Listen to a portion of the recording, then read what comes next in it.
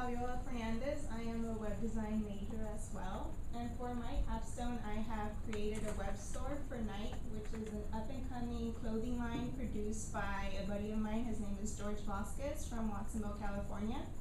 And my capstone advisor is Kevin Cahill.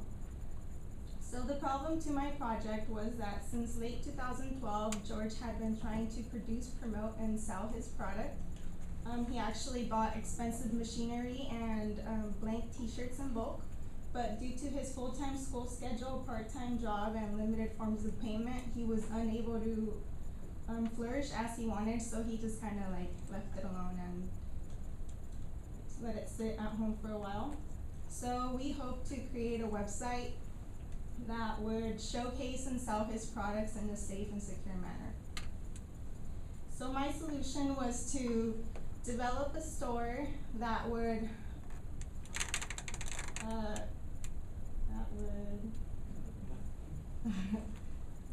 sorry.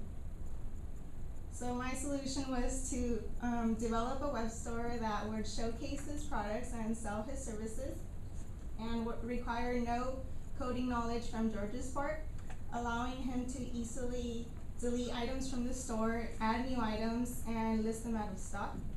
Users are also able to create accounts, communicate through a blog, and order custom t-shirts for which they can upload their own logos for. And they can also place worry-free transactions with their debit cards and PayPal accounts.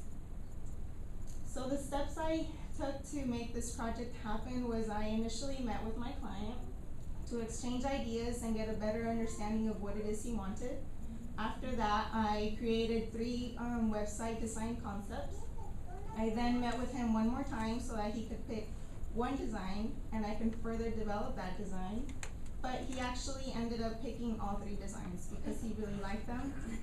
So what happened is we ended up deciding to make a parallax website, which is a single page website, meaning that when you go to the website, the entire site loads.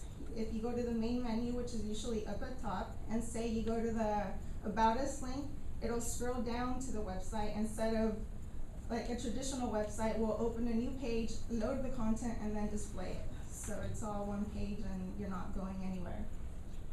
I then developed the site in the Drupal content management system, which is where I spent most of my time during this project, and I learned a lot because I had no experience with Drupal. He was not my friend at first, but he was nice afterwards. And I then, once it was mostly complete, I did some user testing.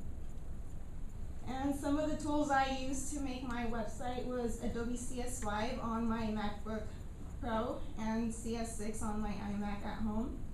I did Drupal as a content management system, and I used Text Wrangler to edit my HTML and CSS code, and I used CyberDuck to connect to my SFTP server and upload and download my files. And if you are interested in looking at my web store or have any questions for me, please come visit me in room 120, which is right across the hall.